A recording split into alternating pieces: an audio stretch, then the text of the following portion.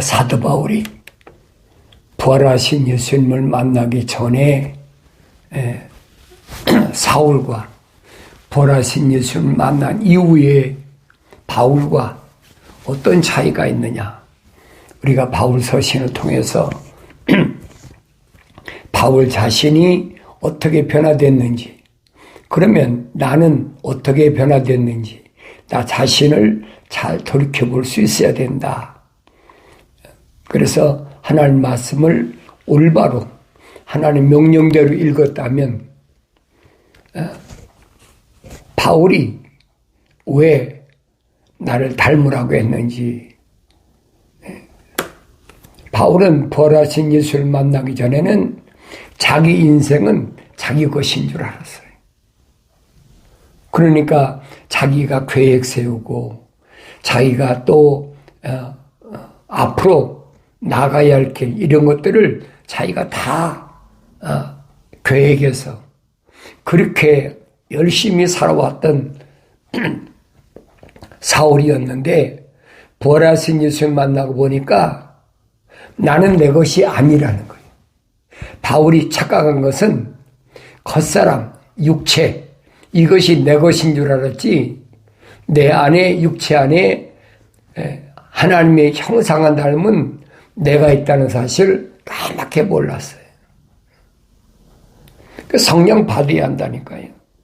성령 받기 전에는 누구나 다 똑같아요. 사도 바울만 그런 것이 아닙니다. 나도 역시 마찬가지고 여러분도 역시 마찬가지예요.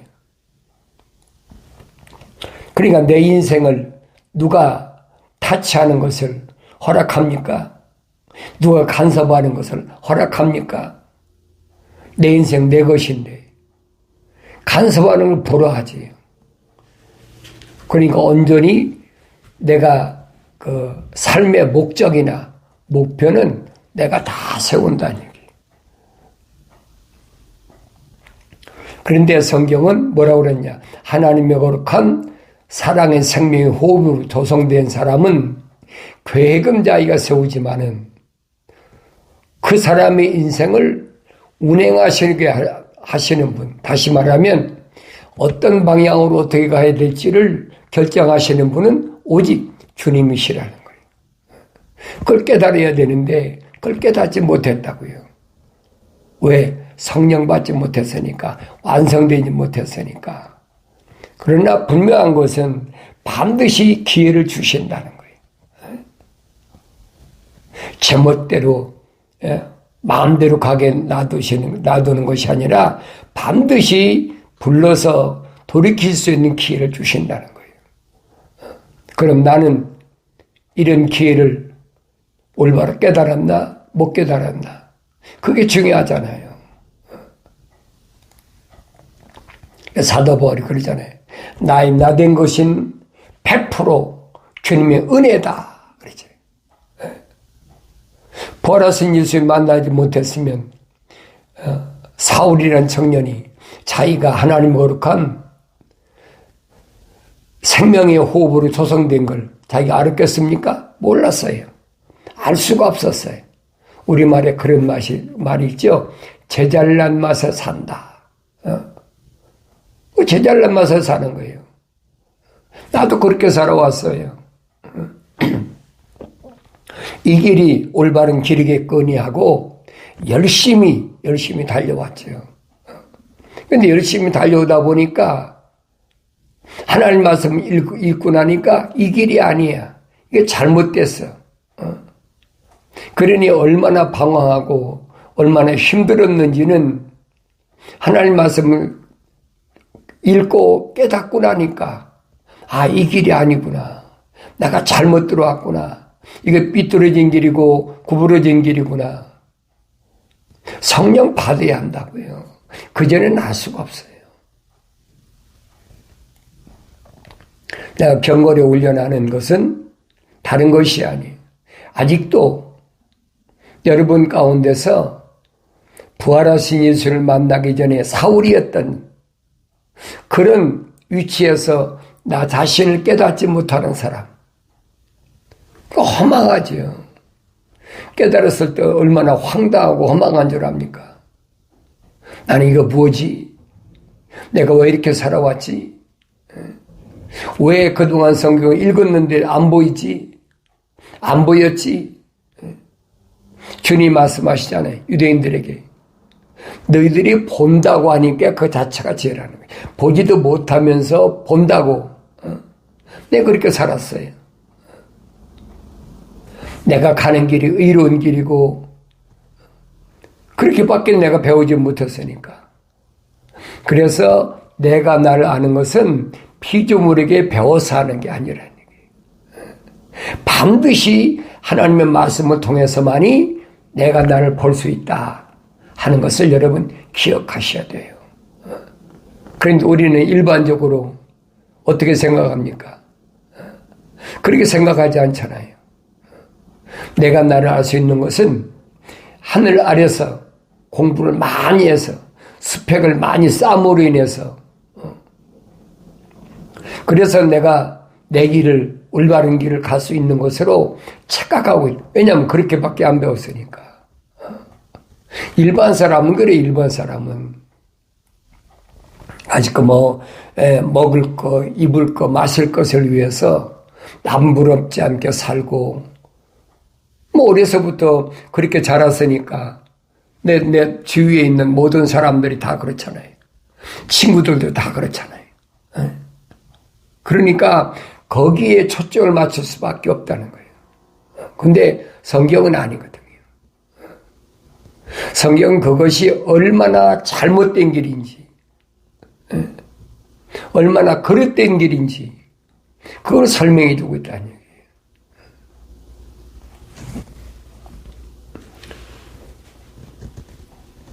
부활하신 예수를 만나고 나서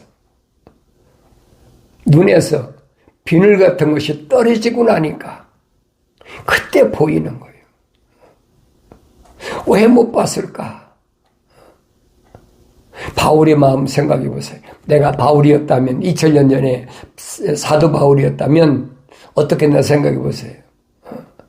열심히 달려왔는데 그래서 그게 옳은 일이라고 생각해서 예루살렘에서 그저 이단 개수의 집단이라고 그래가지고 부르심을 받은 교회를 집집마다 찾아다니면서 남녀 알 거 없이 잡아다가 옥에다 가두고 매질하고 별 악행을 다 했죠. 그 악행의 끄트머리가 뭡니까? 스데반 집사가 설교하는데 그 자기 마음에 안 들거든요. 내가 알고 있는 유대인의 그 삶을 그렇게 신랄하게 비판하니까 그러면서 자기 혼자 천국문이 열렸다 그러면서 바로 하나님의 아들이 하나님의 우편에 서신 것을 본다고 그러니까 얼마나 기가 막히겠어요. 그러니까 그들이 듣기 싫으니까 귀를 막고 스데반 집사를 끌어다가 성전 밖에서 돌로 쳐 죽이는 거예요. 그런 악행을 저질렀던 사울인데도 그게 당연하다고 생각하는 거예요. 살인했는데도 당연하다. 남녀 할 것 없이 집집마다 찾아다니면서 부르심을 받은 교회들을 갖다가 옥에 가두고 모진 매질을 하고 그게 당연하다고 생각한 거예요. 세상 사람들이 그렇잖아요. 도둑질하는 사람이 남 그 사기 해먹는 사람이 그 당연하다고 생각하잖아요. 일반적으로 어떻게 생각합니까? 그런 사기꾼, 내다바이꾼, 도둑질하는 사람, 없는 사람 거 좀 같이 나눠 먹으면 어때? 그 자기 합리화 시키잖아요. 지금도 마찬가지예요. 2000년 전에만 그런 것이 아니라 지금도 마찬가지예요. 그래서 주님이 지적하신 거 뭐냐? 내 마음에 뭐가 들어있느냐? 악한 생각, 살인, 간음, 음란, 도둑질, 거짓 증거, 모독이 들어있다는 거예요. 이 7가지를 완전히 잘라버려야 된다는 거예요. 내 마음속에 있는 여러 가지 고뇌, 번뇌, 그 사람 다 똑같이 느끼는 거죠. 근데 석가모니도 똑같이 느꼈어요. 그러니까 석가모니 속에는 하나님 거룩한 사랑의 생명호흡이 안 들어간 사람이. 그러니까 하늘 아래 지식으로도 인간의 마음속에 얼마나 복잡하다는 게 많으냐. 그걸 84,000가지를 나열해서 만든 게 그 8만대장경이란 말이에요. 그 여러분 그거 아세요? 근데 이제는 디지털 시대이기 때문에 난 학문적으로 배운 게 아니에요. 이제는 디지털 시대이기 때문에 다 이게 알 수 있어, 누구든지. 그것이 얼마나 황당한 일인지 뭐 그뿐 아니죠. 그러니까 이런 것들을 내가 올바로 깨닫기 위해서는 이제는 어디 뭐 특별히 스펙을 쌓아서 학교 가서 공부한다고 하는 게 아니에요. 디지털 시대니까 이제 웬만한 건 다 알아요. 그거 모르는 사람이 어디 있습니까? 옛날에 전문적으로 공부한 사람 아니면 압니까? 근데 지금은 안 그래요. 지금은 뭐 디지털 시대고 AI 시대다 그래가지고 이제 웬만한 사람은 인터넷을 통해서 다 알잖아요.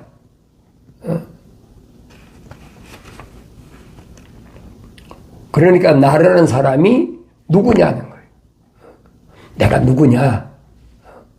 그걸 깨달으면 그래 허망한 삶을 살겠습니까? 그러니까 그렇게 엄청나게 연구를 하고 집필을 했는데도 마지막에는 요즘 쉽게 말하면 도가 통했다고 그러지요. 도통한 그런 사람은 도사라고 그러잖아요. 언제든지 예수 그가 오시면 내가 너에게 증거한 도는 기름 없는 등과 같다. 허송세월한 거지요. 그런 사람들이 하늘 아래 꽉 찼어요. 그런데 내가 그들보다 나은 게 뭐가 있습니까? 그들보다 나은 게 아무것도 없어요.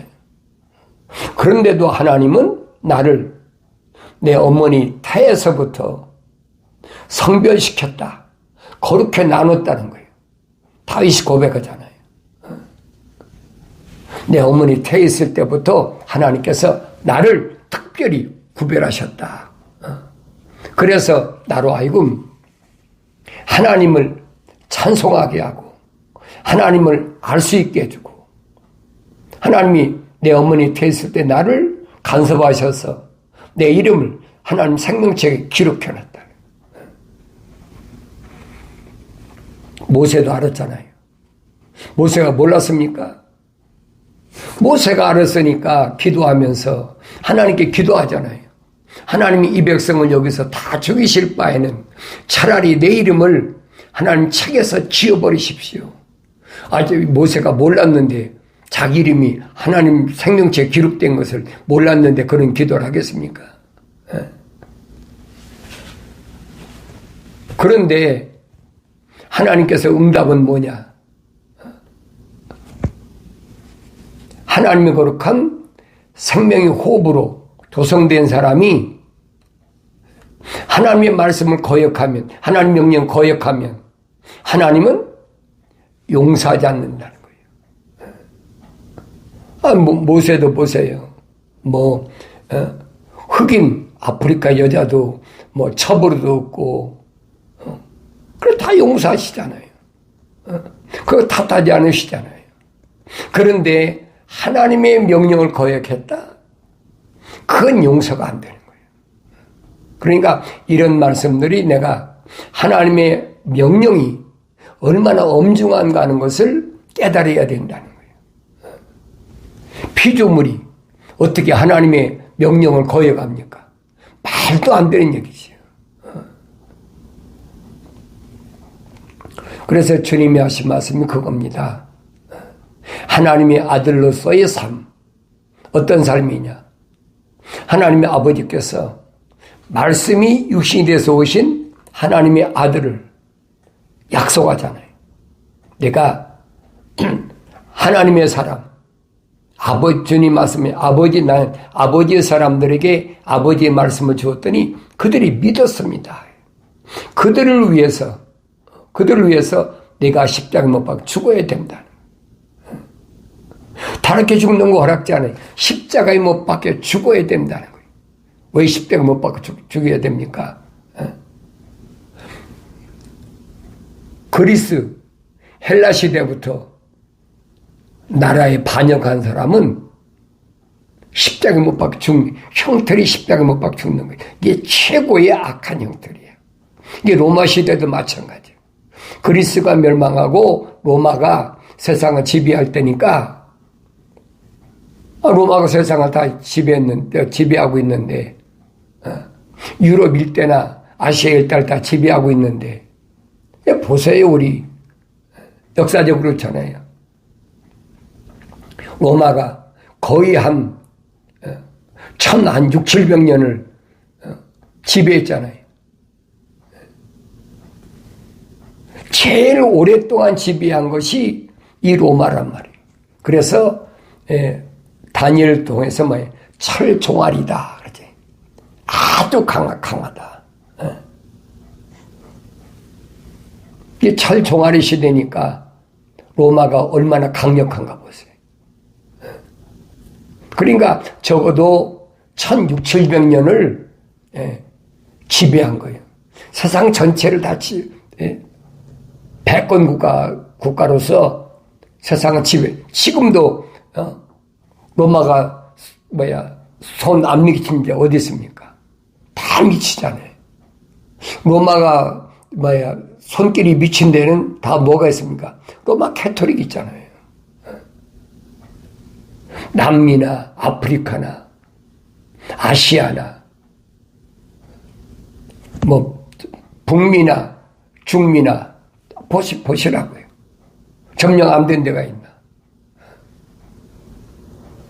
유럽에 영국을 중심으로 해서 전부 다 점령했잖아요. 그 유럽이 점령한 나라는 다 로마 가톨릭이라는 거예요. 그런데 로마 가톨릭에서 파생된 1517년에 나온 이제 개신교가 나왔잖아요. 그러니까 가톨릭이 들어가 있는 개신교가 다 연결돼 들어갔단 말이에요. 그러니까 이게 뭘 말하는지를 알아야 돼요. 내가 하나님 말씀을 하나님의 명령대로 읽지 않으면 알 수가 없어요. 하나도 부족한 것이 없고 빠진 것이 없어. 다 자기 짝이 있어. 하나님이 입이 명령하셨고 하나님 영이 모으셨다라고 확실하게 설명해 주고 있어요. 내가 그 말씀을 믿어야 되죠. 하나님의 아들이 2000년 전에 오셔서 약속하신 말씀이 뭐예요? 내가 아버지의 거룩한 뜻에 따라서 이제 난 아버지 집으로 다시 돌아간다. 내가 하늘을 떠나 세상에 들어왔다가 세상에서 내 사명을 마치고 나는 아버지 집으로 다시 가는데 영원히 가는 것이 아니야. 내가 다시 돌아오마. 약속이잖아요. 두려워하지 마라. 내가 가 있는 동안에 보혜사 성령을 너에게 보내줄 테니까 성령 그가 오시면 너희가 외롭지 않도록 내가 너희에게 증거한 말씀들을 그 성령이 기억나게 하시고 그 성령이 하나님의 아버지의 말씀을 깨닫게 하시고 그 성령이 너희를 보호하시면서 앞으로 되어질 모든 일을 미래에 되어질 것을 그분이 알도록 약속하신다는 거예요. 그러니까 사도 요한이 요한계시록을 왜 기록했습니까? 예수 그리스도에 관한 계시라고 그러잖아요. 예수 그리스도에 관한 계시, 미래에 되어질 것, 이것은 이미 다니엘 선지자를 통해서 약속하신 겁니다. 내가 네 백성을 위해, 거룩한 백성을 위하여 70일에로 기한을 정해놨다는 거야. 하나님의 큰 그림이야. 70일에가 7일에와 60일에가 지나가면 메시아가 반드시 온다. 이 왔다가 땅에 영원히 거하는 것이 아니라 끊어진다는, 죽는다는 거예요. 이미 선포된 말씀이요. 예수님 십자가 못 박혀 죽으시는 것은 이미 선지자를 통해서 예고된 말씀이란 말이에요. 그 깨닫게 해주잖아요. 나머지가 얼마 남았어요? 한 일이 남았잖아요. 7일에와 60일이 69일이잖아요. 그리고 메시아가 왔다. 메시아 끊어졌다. 주님이 왜 죽으셨어요? 주님이 죽으실 이유가 없잖아요. 그거 잘못한 게 뭐 있습니까? 불쌍한 사람 도와주고, 병 고쳐주고, 귀신 내쫓아주고, 아무도 못 고치는 문둥병도 치료해주고, 얼마나 착한 일을 많이 해요. 부자 청년이 와서 그랬잖아요. 선한 선생님. 다른 사람 같으면, 유대인 같으면 엄청나게 돈 받았지요. 자기 재산 다 주고도 고칠 수 없는 그 문둥병 아닙니까?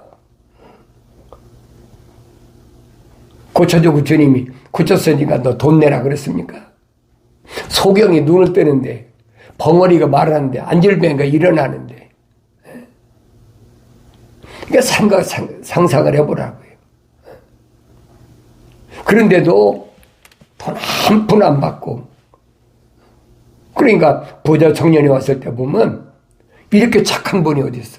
이렇게 선한 선생님. 그러니까 선한 선생님이라고 얘기를 하는 거예요. 왜? 철학적으로, 윤리와 도덕적으로 보면 그보다 더 선한 사람이 어디 있습니까? 그보다 더 착한 사람이 어디 있어요? 안 보이니까. 그러니까 주님이 물으시잖아요. 책망하시잖아요. 네가 왜 나보고 선하다고 그러냐? 선하신 분은 하늘에 계신 하나님의 아버지가 한 분밖에 안 계시다. 주님이 하신 말씀을 우리는 되새김질하면서 나는 어떤 사람인가? 어떤 사람인가? 하나님의 약속을 내가 얼마나 믿나? 주님이 약속하신 말씀은 얼마나 믿나? 내가 믿으면 100% 믿으면 100% 순종할 거고 100% 믿지 못하면 저 우리 기울어질 거 아닙니까? 그러니까 유대인들에게 책망하신 거예요. 상이한 저 올처는 하나님 기뻐하지 않으신다. 약속과 명령이 똑같아야 돼. 약속을 100% 믿었다면 명령도 100% 순종해야 돼. 그게 공정한 거예요. 나는 하나님 말씀 읽을 때마다 또 주님의 말씀을 상고할 때마다 주님이 명령하신 명령을 내가 왜 순종하지 못하나? 약속을 믿지 못하니까 그래. 내가 다시 올 테니까 걱정하지 마라. 세상에서 뭘 먹을까 입을까 마실까 걱정하지 마라. 주님 약속하셨잖아요. 하늘에 계신 천부께서 너희 아버지께서 이미 다 알고 계셔. 내가 이 세상에 사는 동안 내가 뭘 먹어야 될지, 뭘 입어야 될지, 뭘 마셔야 될지, 그거 걱정하지 말라는 얘기. 성경에도 얼마나 설명합니까? 광야 40년 동안 출애굽한 사람들이 먹을 거 걱정했냐? 마실 거 걱정했냐? 고기 먹고 싶어도 고기 먹여주지요? 입은 옷이 해지는 거 봤냐? 발에 신은 신다리, 샌다리 떨어지는 거 봤냐? 여러분 생각해 보시라고요. 주님이 그 말씀을 하신 거예요. 부르심을 받은 자는 하나님께서 반드시 책임져 주신다는 거예요. 만약에 책임져 주시지 않는다면 하나님께서 아브라함이 약속하신 것은 그건 거짓말이 되어버리는 거죠. 하나님 약속하셨잖아요. 내 후손이 이방 땅에 가서 반드시 4대 만에 돌아오리라. 그 약속을 믿는 사람이 광야 통과하면서, 원래 광야는 40년 길이 아니에요. 40일 길이에요. 40일. 그런데 하나님의 약속을 믿지 않아. 여러분 애굽 출애굽의 과정을 보세요. 그런 소위 말하면 기적이 있죠. 10가지 기적을 다 체험했는데 마지막엔 또 장자를 죽이는 얼마나 엄청난 체험을 합니까? 그런데도 그걸 깨닫지 못하잖아요. 체험을 안 한 사람 이제 몰라요. 그런데 뭐라고 거짓말합니까?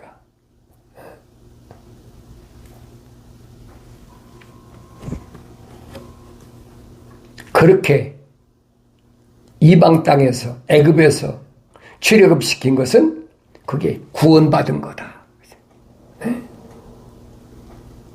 그게 구원받은 거라는 거예요. 그러면 구원받은 사람들이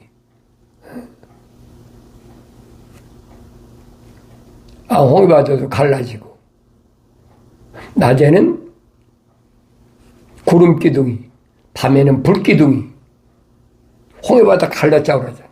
근데 사도 바울은 뭐랍니까? 홍해바다를 걷는 것은 침례받은 것이다. 사도 바울이 밝히잖아요. 그렇게 출애굽에서 홍해바다 건너면서 침례하고 또 광야에서 하나님께서 날마다 만나 내려주셨잖아요. 만나면 내려주십니까? 고기 먹고 싶다는 거야. 고기도 먹여주고 목마르다는 또 반석을 갈라서 물도 내려주시고. 그래도 안 믿어. 왜 안 믿겠어요? 여러분 생각해보세요. 왜 안 믿겠나?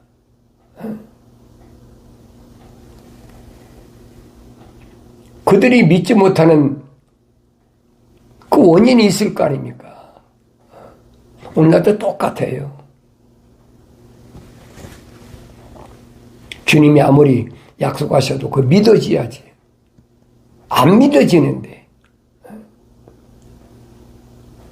잘못 배웠고 잘못 왔기 때문에 잘못된 지도자를 따라가니까 생명길이 아니라 사망의 길로 들어서 버리고. 왜 그랬느냐는 거 왜?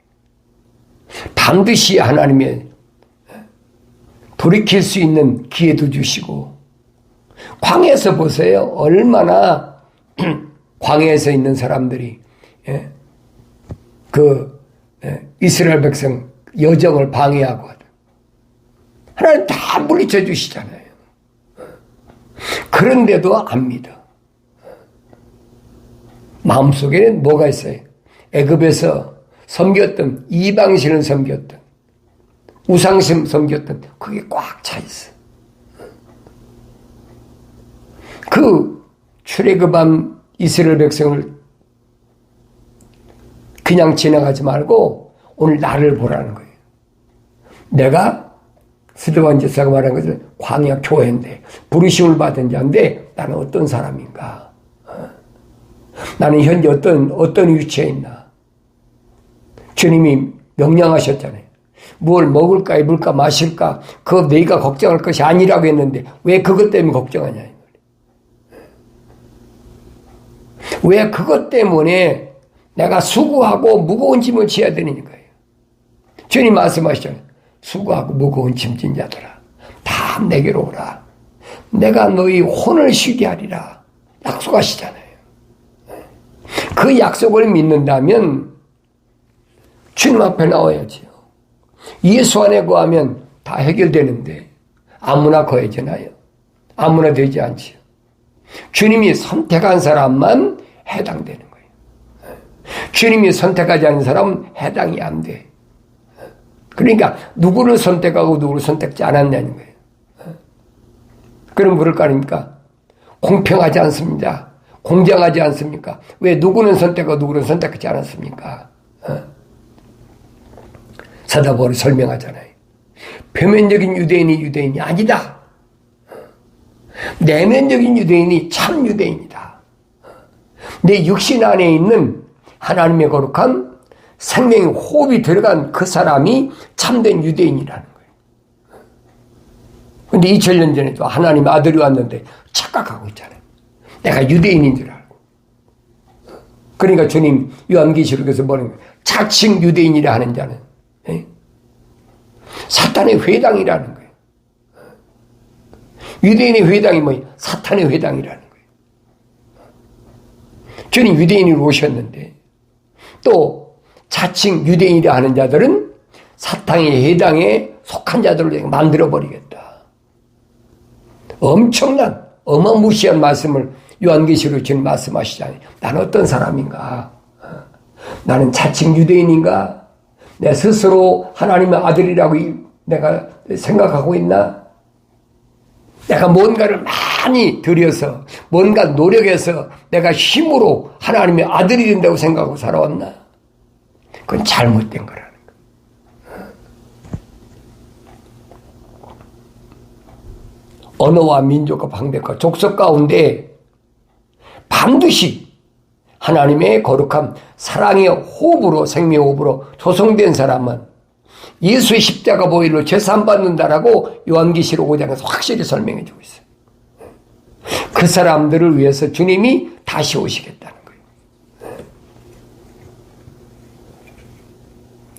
뭐 성당에 다니고 개신교회 예배당 다니고 그 사람을 위해서 오신다는 게 아니에요.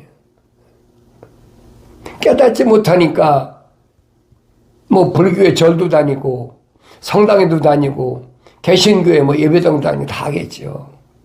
그러나 내가 성경을 읽어보라는 거예요. 내가 성경 읽어봐라. 사도 바울이 말하잖아요. 아직도 날과 달과 해와 절기 지키느냐. 그건 하늘 아래 종교에서 하는 짓이야. 그건 주님 따라가는 길이 아니야. 얼마나 확실하게 사도 바울이 설명합니까? 하늘에서 온 천사라도 주님이 하신 그 약속의 말씀 다른 짓을 전하면 하늘에 온 천사라도 저주받는다는 거예요. 이런 말씀을 내가 올바로 깨닫는다면 오늘 내가 가는 길이 어떤 길이어야 되나? 오늘 내가 어떤 삶을 살아야 되나? 하나님 말씀에 비춰보시고 마침내 주님의 음성에 수고하고 무거운 짐자들아 다 내게로 와라. 내 안에 오면 내가 다 쉴 수 있도록 세상 다 이겨놨어. 약속의 말씀을 믿는 믿음으로 마침내 승리하기를 바랍니다.